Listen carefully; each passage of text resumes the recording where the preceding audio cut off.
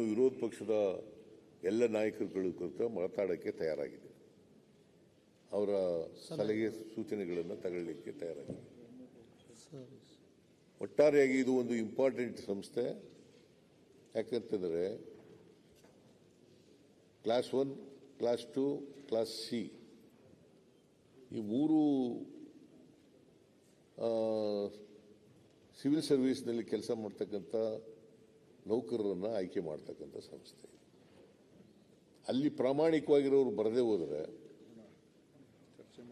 ಆಯ್ಕೆ ಟ್ರಾನ್ಸ್ಪರೆಂಟ್ ಆಗಿಲ್ಲದೆ ಹೋದರೆ ನಾವು ಉತ್ತಮವಾದಂಥ ಆಡಳಿತ ಕೊಡಲಿಕ್ಕೆ ಸಾಧ್ಯ ಇಲ್ಲ, ಭ್ರಷ್ಟಾಚಾರ ರಹಿತವಾದಂಥ ಆಡಳಿತ ಕೊಡಲಿಕ್ಕೆ ಸಾಧ್ಯ ಇಲ್ಲ, ದಕ್ಷ ಅಧಿಕಾರಿಗಳನ್ನು ಪಡ್ಕೊಳ್ಳಲಿಕ್ಕೆ ಸಾಧ್ಯ ಇಲ್ಲ, ಪ್ರಾಮಾಣಿಕ ಅಧಿಕಾರಿಗಳನ್ನು ಪಡ್ಕೊಳ್ಳಲಿಕ್ಕೆ ಸಾಧ್ಯ. ಸೊ ಅದರಿಂದ ನಾನು ಇಷ್ಟೇ ಹೇಳ್ತೀನಿ, ಎರಡೂ ಪ್ರಕರಣಗಳಲ್ಲಿ 384 ಗೆಜೆಟೆಡ್ ಪ್ರೊಬೇಷನರ್ಸ್ಗಳ ಆಯ್ಕೆ, ಅಲ್ಲಿ ಆಗಿರ್ತಕ್ಕಂಥದ್ದು ಭಾಷಾಂತರದಿಂದ ಆಗಿರ್ತಕ್ಕಂಥ ಗೊಂದಲ, ಮತ್ತು 25 ಜನ ಸಹಾಯಕ ಎಕ್ಸಿಕ್ಯೂಟಿವ್ ಇಂಜಿನಿಯರ್ಗಳು ಅವರು ಆಗಿರ್ತಕ್ಕಂಥ ಆಯ್ಕೆ, ಇವೆರಡೂ ಕೋರ್ಟ್ಗೆ ಹೊರಟೋಗ್ಬಿಟ್ಟಿದ್ದಾವೆ.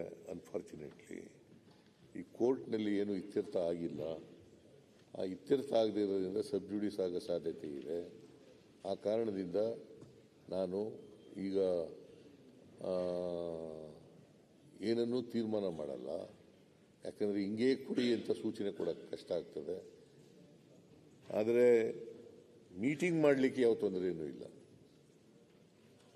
ವಿರೋಧ ಪಕ್ಷದವರು ಇದನ್ನು ಸುಧಾರಣೆ ಮಾಡಲಿಕ್ಕೆ ಏನು ಇದು ಕೊಡ್ತಾರೆ, ಅದನ್ನು ಸೂಚನೆಗಳನ್ನು ನಾವು ಮೀಟಿಂಗ್ ಮಾಡಿ ಅವ್ರ ಸೂಚನೆಗಳನ್ನು ಸಲಹೆಗಳನ್ನು ಗಂಭೀರವಾಗಿ ಸರ್ಕಾರ ಸ್ವೀಕಾರ ಮಾಡ್ತದೆ ಅಂತಕ್ಕಂಥ ಮಾತುಗಳನ್ನು ಹೇಳಲಿಕ್ಕೆ ಬಯಸ್ತಾ ಇದ್ದೇನೆ. ಅದರಿಂದ ಒಟ್ಟಾರೆಯಾಗಿ ಸರ್ಕಾರದ ಉದ್ದೇಶ ಇದು ಸುಧಾರಣೆ ಆಗಬೇಕು. ಯಾವುದೇ ಸರ್ಕಾರಕ್ಕೆ ಇದು ಅವಮಾನ ಮಾಡ್ತಕ್ಕಂಥದ್ದು. ಮತ್ತು ಪರೀಕ್ಷೆಗೆ ಅಪಿಯರ್ ಆದಂಥ ಅಭ್ಯರ್ಥಿಗಳು ಅವರಿಗೆ ಅನ್ಯಾಯ ಆಗ್ತಕ್ಕಂಥದ್ದು, ಇದು ಆಗಬಾರ್ದು ಅಂತಕ್ಕಂಥದ್ದು ನಮ್ಮ ಉದ್ದೇಶ. ಅದರಿಂದ ಇವರು ಈಗಲೂ ಸಲಹೆಗಳು ಕೊಟ್ಟರೆ ಆ ಸಲಹೆಗಳನ್ನು ಕೂಡ ಗಮನದಲ್ಲಿಟ್ಟುಕೊಂಡು ಏನು ಸೂಚನೆ ಕೊಡಬೇಕು ಇದಕ್ಕೆ ಇವರಿಗೆ ಪಬ್ಲಿಕ್ ಸರ್ವಿಸ್ ಕಮಿಷನ್ನವ್ರಿಗೆ ಅಂತಕ್ಕಂಥದ್ದನ್ನು ಮಾಡ್ತೇವೆ ಅಂತೇಳಿ ನಾನು ಅವರು ಎತ್ತಿರ್ತಕ್ಕಂಥ ಪ್ರಶ್ನೆಗಳಿಗೆ ಬಹುಶಃ ಅವರು ಏನು ನಿರ್ದಿಷ್ಟವಾಗಿ ಯಾವುದೂ ಹೇಳಿಲ್ಲ. ಭ್ರಷ್ಟಾಚಾರ ನಡೀತಾ ಇದೆ ಇಲ್ಲ ಅಂತ ಹೇಳಲ್ಲ ನಾನು. ಯಾವುದು ಹೇಳ್ತೀನಿ ನಾನು, ಬೇಕು ಮತ್ತು ಅವ್ರ ಮೇಲೆ ಕ್ರಮ ಡಿಮ್ಯಾಂಡ್ ಮಾಡಿದ್ದಾರೆ ಕೋರ್ಟ್ನಲ್ಲಿದೆ. ಇಲ್ಲ ಅದಿಲ್ಲ, ಕೂತ್ಕೊಳ್ಳಿ ಅಶೋಕ್. ಅದೇ ಯಾವ್ದಿದೆ? ನೀವು ಹಳೇದ್ರದ್ದು BW ಇದು ವಾಟರ್ ಸಪ್ಲೈ ಇದಿರೋದು? ಇಲ್ಲ ಇದ್ರದ್ದಿಲ್ಲ ಸರ್, ಇದು ಇದೆ. ಇಲ್ಲ ಕೇಸ್ ನಂಬರ್ ಹೇಳ KTಗೆ ಎರಡೂ ಇದೆ. ಮರುಪರೀಕ್ಷೆಗೆ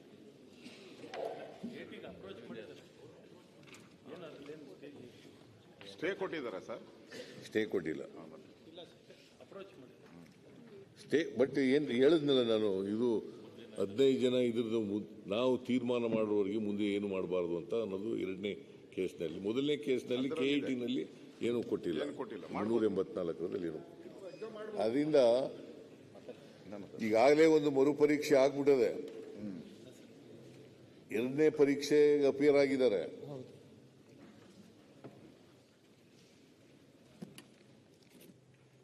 ಇದು ಕೋರ್ಟ್ನಲ್ಲಿ ಇರ್ತಕ್ಕಂಥ ಕೇಸು KITನಲ್ಲಿ OA 285/2025 OA 285/308/2025 ಈ ಕೇಸ್ನಲ್ಲಿ ಸ್ಟೇ ಕೊಟ್ಟಿಲ್ಲ, ಬಟ್ ಪೆಂಡಿಂಗ್ ಇದೆ, ಮ್ಯಾಟರ್ ಪೆಂಡಿಂಗ್ ಇದೆ. ಅದರಿಂದ ಮರುಪರೀಕ್ಷೆ ಮಾಡೋಕ್ಕಾಗಲ್ಲ. ನಂಬರ್ 1. ನಂಬರ್ 2, ನೀವು ಭ್ರಷ್ಟಾಚಾರ ನಡೀತಾ ಇದೆ ಅನ್ನೋದನ್ನು ನಾನು ಅಲ್ಗಳೆಯಕ್ಕೆ ಹೋಗಲ್ಲ. ಇಷ್ಟಿಷ್ಟು ರೇಟ್ ಎಲ್ಲ ಹೇಳ್ಬಿಟ್ಟಿದ್ರಿ. ಅಸಿಸ್ಟೆಂಟ್ ಕಮಿಷನರಿಗೆ ಇಷ್ಟು, ತಹಸೀಲ್ದಾರ್ರಿಗೆ ಇಷ್ಟು, DYSPಗೆ ಇಷ್ಟು, ಎಕ್ಸೈಸ್ ಇನ್ಸ್ಪೆಕ್ಟರ್ಗೆ ಇಷ್ಟು ಅಂತ ಎಲ್ಲೆಲ್ಲ ಹೇಳಿದಿರಿ. ಕಮರ್ಷಿಯಲ್ ಟ್ಯಾಕ್ಸ್ನವ್ರಿಗಿಷ್ಟು ಅವೆಲ್ಲ ಹೇಳಿದಿರಿ. ನಂಗೆ ಗೊತ್ತಿಲ್ಲ.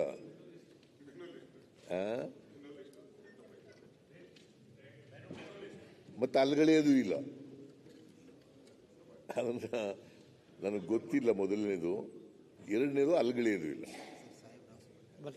ಇಷ್ಟನ್ನು ಹೇಳಿ ನಾನು ಅವರು ಎತ್ತಿರ್ತಕ್ಕಂಥ ಉತ್ತರ ಪ್ರಶ್ನೆಗಳಿಗೆ 69ರಲ್ಲಿ ಚರ್ಚೆ ಪ್ರಾರಂಭ ಮಾಡಿದರೆ ಅದಕ್ಕೆ ಉತ್ತರ ನೀಡಿದ್ದೇನೆ.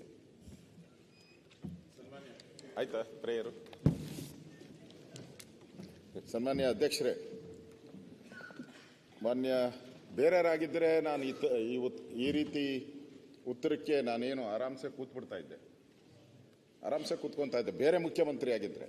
ಕೊನೆಯವರು ಕೇಳಿ, ತಾವು ತಮ್ಮ ಜೀವನವನ್ನೇ ಪ್ರಾರಂಭ ಮಾಡಿದ್ದು ಕನ್ನಡ ಕಾವಲು ಸಮಿತಿಯಿಂದ. ಕನ್ನಡದ ಕಟ್ಟಾಳು. ನನ್ನ ಮೊನ್ನೇನು ಪದ ಹೇಳಿದೆ, ಅದೇನೋ ಹೇಳಿದೆ, ನಾನು ನಾಲ್ಗೆ ಕಟ್ ಮಾಡಿದ್ರು ಮೂಗ್ನಲ್ಲಾದ್ರೂ ಕನ್ನಡ ಪದ ಹೇಳ್ತೀನಿ. ಆ ಒಂದು ಸಂಸ್ಕೃತಿಯಿಂದ ಬಂದಂಥವ್ರು ನೀವು. ಹೌದಪ್ಪ. ನೋಡಿ, ಹೌದು ಹುಲಿ ಕಂತು. ನನಗೆ ಅರ್ಥ ಆಗದೆ ಇರೋದು, ಸನ್ಮಾನ್ಯ ಮುಖ್ಯಮಂತ್ರಿಗಳೇ, KPSC ಅವರು ಮೊದಲು ಕನ್ನಡ ಟ್ರಾನ್ಸ್ಲೇಷನ್ ಆಯಿತು. ಆ ಟ್ರಾನ್ಸ್ಲೇಷನ್ ಒಂದು ಸಮಿತಿಯನ್ನು ನೇಮಕ ಮಾಡಿದ್ರು. ಅದರಲ್ಲಿ 6 ತಪ್ಪಾಗಿದೆ. 6 ತಪ್ಪಿಗೋಸ್ಕರ ನಾವು ಎಕ್ಸಾಮ್ ಮಾಡಿದ್ರಿ ಅಂತ ಅಲ್ವಾ? ಕರೆಕ್ಟ್. 10 ಅಂದ್ರೆ 6 ಆದ್ಮೇಲೆ ಎಕ್ಸ್ಟ್ರಾ ಆದ್ರೆ ಮಾಡಬೇಕು ಅಂತ ಅವರ ಕಾನೂನಲ್ಲಿ ಇದೆ.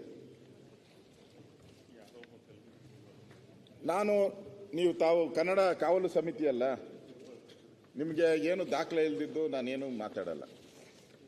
ಫಸ್ಟ್ ಟೈಮ್ ಆದಾಗ 59 ತಪ್ಪನ್ನ ಹುಡುಕಿದೀವಿ. 59 ತಪ್ಪು ಫಸ್ಟ್ ಟೈಮ್ ಆದಾಗ.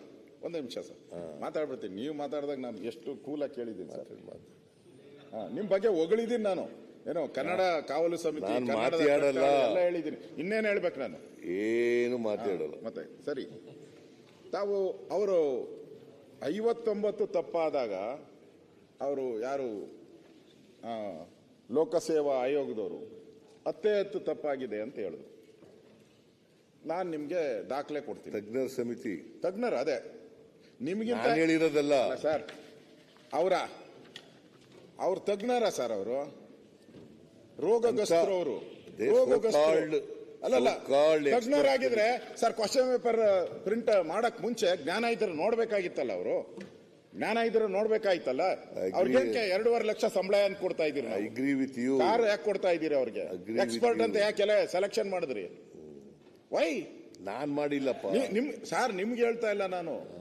ನೀವು ಅವರು ಎಕ್ಸ್ಪರ್ಟ್ ಅಂತ ಹೇಳಿದ್ರಲ್ಲ, ಯಾವ್ದ್ರಾಗ ಎಕ್ಸ್ಪರ್ಟ್ ಅವರು? ಯಾವ್ದ್ರ? ನಾನು ನಿಮ್ಗೆ ನೋಡಿ ಸರ್, 2 ಕಳಿಸ್ತೀನಿ ಸರ್. 2 ಪ್ರಶ್ನೆ ಪತ್ರಿಕೆ ಇದೆ ನಿಮ್ಮ ಹತ್ರ. ಇಲ್ಲೇ ಕಳಿಸ್ತೀನಿ. ನೀವಿಲ್ಲೇ ನಾನು ಮಾರ್ಕ್ ಮಾಡಿದ್ದೀನಿ. ನೀವೇನು ಹುಡ್ಕಂಗೂ ಇಲ್ಲ. ಫಸ್ಟ್ ಟೈಮ್ ಆದಾಗ 59 ತಪ್ಪು ಮಾಡವ್ರೆ. ಸೆಕೆಂಡ್ ಟೈಮು ಆದಮೇಲೆ ತಾವು ಫಸ್ಟ್ ಟೈಮ್ ಆದಾಗೆ ತಾವು ರಿಯಾಕ್ಟ್ ಮಾಡಿದ್ದೀರ. ಫಸ್ಟ್ ಟೈಮ್ ಆದಾಗ ತಾವು ಭಾಳ ಚೆಂದಾಗಿ ರಿಯಾಕ್ಟ್ ಮಾಡಿದ್ದೀರ. ಇಂಗ್ಲೀಷಲ್ಲಿದೆ, ಓದ್ತೀನಿ ಸ್ವಲ್ಪ. ಸಿದ್ದರಾಮಯ್ಯ ಎಕ್ಸ್ ಖಾತೆ, those responsible for these lapses have been relieved of their duties. The upcoming exam will be conducted with the utmost responsibility and accountability, following all the due diligence. We remain committed to uphold the integrity of our recruitment process. This is your comment, sir. This is my opinion also. This is your opinion. You know it is my opinion.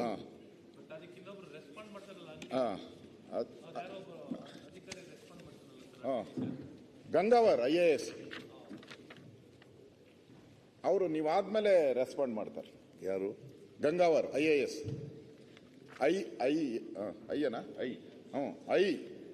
IAS ಅವರು ಅಂದರೆ ಒಳ್ಳೆ ತಂದಾಗ ಮಾಡ್ತಾರೆ. ಅವರೇನು ಇದಲ್ಲ. ಅವ್ರೇನು ಹೆಂಗ್ ಮಾಡ್ತಾರೆ ಅಂದರೆ ಕನ್ನಡದವರು ನೋಡ್ಕೊಬೇಕು. ಅವರ ವರ್ಡ್ ನೋಡ್ಬಿಟ್ರೆ ಕನ್ನಡದವರು ಏನು ಮಾಡಬೇಕು ಅಂತ ಗೊತ್ತಿಲ್ಲ. ಅಸೆಂಬ್ಲಿದು ಹೇಳಿದ್ದೀನಿ. ವಿಷ ಕುಡಿಬೇಕೋ ಏನು ಕುಡಿಬೇಕೋ ಗೊತ್ತಿಲ್ಲ. Personally I love this comments.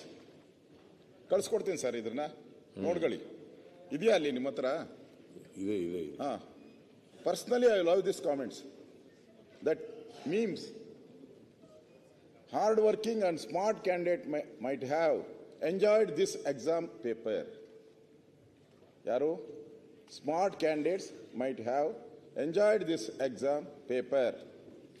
ಅಂದ್ರೆ ಇವನು ಯದ್ವಾ ತದ್ವಾ ಟ್ರಾನ್ಸ್ಲೇಷನ್ ಮಾಡಿದಾರಲ್ಲ ಇಂಗ್ಲಿಷಿಂದ ಕನ್ನಡಕ್ಕೆ, ಅದನ್ನ ಸ್ಮಾರ್ಟ್ ಕ್ಯಾಂಡಿಡೇಟ್ಸು ಎಂಜಾಯ್ ಮಾಡ್ತಾ ಇದ್ದಾರಂತೆ.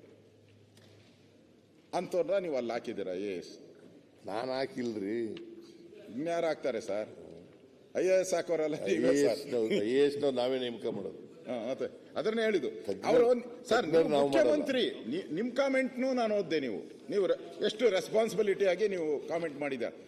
ರೆಸ್ಪಾನ್ಸಿಬಿಲಿಟಿ, ನಾನು ಇನ್ಮೇಲೆ ಈ ತರದ ಆಗಕ್ ಬಿಡಲ್ಲ, ಐ ಅಶ್ಯೂರ್ ಅಂತ ಅನ್ನೋ ಪದನ ಉಪಯೋಗ ಮಾಡಿದ್ದೀನಿ. ಇವನು ಎಂಜಾಯ್ ಅನ್ನೋ ಪದವು ಯೂಸ್ ಮಾಡಿದ್ದಾನೆ.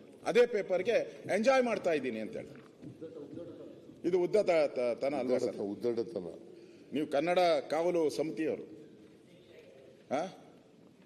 ನನ್ಗೆ ಗೊತ್ತಿಲ್ಲ, ಬೇರೆ ಇಲ್ಲಿ ಅಸೆಂಬ್ಲಿಯಲ್ಲಿ ನೀವು ಹೇಳಕ್ಕಾಗಲ್ಲ. ಆಚೆ ಕಡೆ ಬೇರೆ ಪದ ಉಪಯೋಗ ಮಾಡ್ತೀರಾ ಅಂತ ನಾನು ತಿಳ್ಕೊಂಡಿದ್ದೀನಿ. ನಾನು ನಿಮಗೆ ಈಗ ಕಳಿಸ್ಕೊಡ್ತೀನಿ ಸರ್. ನಾನು ಹೇಳಿದ್ದೀನಿ, ನಾನೇ ಹುಡ್ಕೊಡ್ತೀನಿ. ಫಸ್ಟ್ ಆದಾಗ 59, ಎರಡನೇ ಸರಿ ಆದಾಗ 79 ಲೋಪಗಳು. ಕೊಡಪ್ಪ ಇದು ತಗೊಂಡೋಗಿ ಮುಖ್ಯಮಂತ್ರಿಗಳು. 2 ಕೊಟ್ಟಿದ್ದೀನಿ ನೋಡಿ ಸರ್. ನೀವು ಹುಡ್ಕಂಗೂ ಇಲ್ಲ, ಅಲ್ಲೇ ತಿದ್ದಿದ್ದೀನಿ ನೋಡಿ, ಎಲ್ಲ ಕಡೆ ತಿದ್ದಿದ್ದೀನಿ. 79 ತಪ್ಪಾಯ್ತು. 59 ತಪ್ಪಿದ್ದಾಗ ರೀ ಎಕ್ಸಾಮ್ ಮಾಡಿದ್ದೀರಾ. 79 ತಪ್ಪಾದಾಗ ಮಾಡಲ್ಲ ಅಂತ ಹೇಳ್ತಾ ಇದ್ದೀರಾ. ನೀವೇ ಹೇಳಿದ್ದೀರಾ ಎಕ್ಸಾಮ್ ಮಾಡಿ ಅಂತ. ಮೊದಲನೇ ಸಾರಿ ತಪ್ಪಾದಾಗ ನೀವೇ ಎಕ್ಸಾಮ್ ಮಾಡಿ ಅಂತ ಹೇಳಿದ್ದೀರ. ಈಗ ಅದ್ಯಾವುದೋ KITಯಲ್ಲಿ ಏನೋ ಇದೆ ಅಂತೇಳಿ ಅಂತೀರ. ಅಂದರೆ ಕನ್ನಡಕ್ಕೆ ಅವಮಾನ ಆದಾಗ ನೀವಲ್ದಿರ ಯಾರು ಸರ್ ಎದೊಳ್ಬೇಕು? ಪ್ರಿಯಾಂಕಾ ಅವ್ರ ಮನೆ ಮಾತಾಡಿದ್ರು. ಈ ಉತ್ತರ ಕರ್ನಾಟಕದ ಕಡೆ ಈ ಎಕ್ಸಾಮ್ ಬರೆಯೋರು, ಆ ಸೆಂಟ್ರಿಸ್ ಬರ್ತಾರಲ್ಲ, ಆ ಪಾಠ ಕೇಳ್ಕೊಳಕ್ಕೆ 1 ತಿಂಗಳು 2 ತಿಂಗಳು ಅವ್ರಿಗೆ ಊಟ ಇರಲ್ಲಂತೆ. ಒಂದು ವಾಟ್ಸಪ್ ಗ್ರೂಪ್ ಮಾಡ್ಕೊಂಡವ್ರಂತೆ. ಅನ್ನ ಏನು 3-4 ಅನ್ನ ಹಾಕು ಅಂತ ಹೇಳ್ಬಿಟ್ಟು ಒಂದು ವಾಟ್ಸಪ್ ಗ್ರೂಪ್ ಮಾಡ್ಕೊಂಡವ್ರು. ಅದರಲ್ಲಿ ಎಲ್ಲೆಲ್ಲಿ ಮದುವೆ ಮನೆಗಳಿರ್ತಾವೋ, ಏನೇನು ಇರ್ತದೋ ಫ್ರೀ ಊಟ ಛತ್ರಗಳಲ್ಲಿ, ಆ ಮಠಗಳಲ್ಲಿ ಅಲ್ಲೆಲ್ಲ ಹೋಗ್ತಾರಂತೆ. ಅಷ್ಟು ಕಷ್ಟ ಬಿದ್ದು ಕನ್ನಡದವರು ಬರೆಯೋದು. ನೀವು ಕನ್ನಡಕ್ಕೆ ದ್ರೋಹ ಬಗೆಯೋದು. ನಾವೆಲ್ಲ ಕನ್ನಡ ಕನ್ನಡ ಕನ್ನಡ ಕನ್ನಡ ಕನ್ನಡಕ್ಕೋಸ್ಕರ ದುಡ್ಡು ಖರ್ಚು ಮಾಡೋದು. ನಾವು ಯಾವ ಪುರುಷಾರ್ಥಕ್ಕೆ ಕನ್ನಡ ಖರ್ಚು ಮಾಡ್ತೀರಾ? ಇಂಥ KPSC ಅವ್ರು ಇಟ್ಕೊಂಡು ಅವ್ರಿಗೆಲ್ಲ ಸಂಬಳ ಕೊಟ್ಕೊಂಡು. ಒಂದು ಟ್ರಾನ್ಸ್ಲೇಷನ್ ಸರ್, ಸಣ್ಣದು. ನಮ್ಮ ಯಾವುದೋ ಒಬ್ಬ ಲೆಕ್ಚರರ್ ಕರೆದು, ಕನ್ನಡ ಲೆಕ್ಚರರ್ ಕರೆದು ಹೇಳಿದ್ರೆ ಮಾಡಿಕೊಟ್ಬಿಡ್ತಾರಲ್ಲ ಸರ್. ಇದನ್ನ ಕನ್ನಡ ಕಾವಲು ಸಮಿತಿ ಇದೆಯಲ್ಲ ಸರ್, ಅವರು ರಿಪೋರ್ಟ್ ಕೊಟ್ಟಿದ್ದಾರೆ. ಇವಾಗೆಲ್ಲ ನಾನು ಹೇಳ್ತಾರೆ 10 ವರ್ಷದಿಂದನೇ ರಿಪೋರ್ಟ್ ಕೊಟ್ಟಿದ್ದಾರೆ. ಯಾವುದೇ ಟ್ರಾನ್ಸ್ಲೇಷನ್ ಅನ್ನ ಫಸ್ಟು ಕನ್ನಡದ ಪತ್ರಕ್ಕೆ ಪ್ರಶ್ನೆ ಪತ್ರಿಕೆ ಆಗಬೇಕು, ಅದನ್ನ ಇಂಗ್ಲಿಷ್ಗೆ ಟ್ರಾನ್ಸ್ಫರ್. ಅವಾಗ ಹೇಳಿದ್ದಾರೆ, ತಾವು ಇವಾಗ ಹೇಳ್ತಾ ಇದ್ದೀರಾ ಇನ್ ಮುಂದೆ ಮಾಡ್ತೀನಿ ಅಂತ. ಅವ್ರು ಅವಾಗೇ ಪತ್ರ ಬರೆದಿದ್ದಾರೆ ಎಲ್ಲರಿಗೂ. ಕಸದ ಬುಟ್ಟಿಗೆ ಹಾಕಿದ್ರು ಅದನ್ನೆತ್ತಿ, ಕಸದ ಬುಟ್ಟಿಗೆ ಹಾಕ್ಬಿಟ್ರು ಅದನ್ನೆಲ್ಲ ಎತ್ತಿ. ಅಂದ್ರೆ ನನಗೆ ಅನ್ಸೋವಂಥದ್ದು ಇನ್ನೊಂದು, ಎರಡನೇದು ತಾವು ಹೇಳಿದ್ರಿ KPSC ಬಗ್ಗೆ. ಹೆಚ್ಚಿನ ವಿಡಿಯೋಗಳಿಗೆ ಪ್ರತಿಧ್ವನಿ ಯೂಟ್ಯೂಬ್ ಚಾನೆಲ್ ಸಬ್ಸ್ಕ್ರೈಬ್ ಮಾಡಿ, ಬೆಲ್ ಐಕಾನ್ ಕ್ಲಿಕ್ ಮಾಡಿ.